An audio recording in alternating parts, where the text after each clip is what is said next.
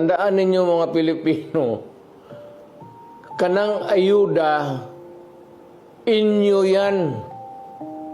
May, Diyos ko po,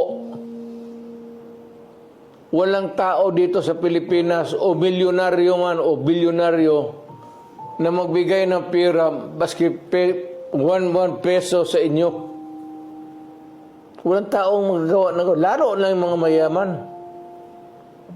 Yang binibigay ng mga politiko, milyonaryo man o mahirap, hindi nila pera yan, pera ninyo.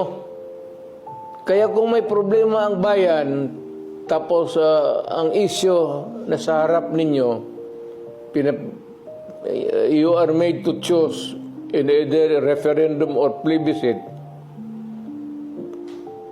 maawa naman kayo sa anak ninyo, future generation. Isipin ninyo yung problema.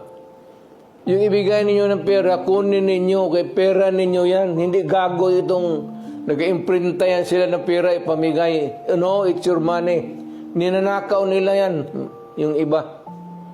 Yung iba naman, kagaya ng Kongreso ngayon, parang nauubos talaga ang pera ng Pilipinas. Parang tubig gastos nila.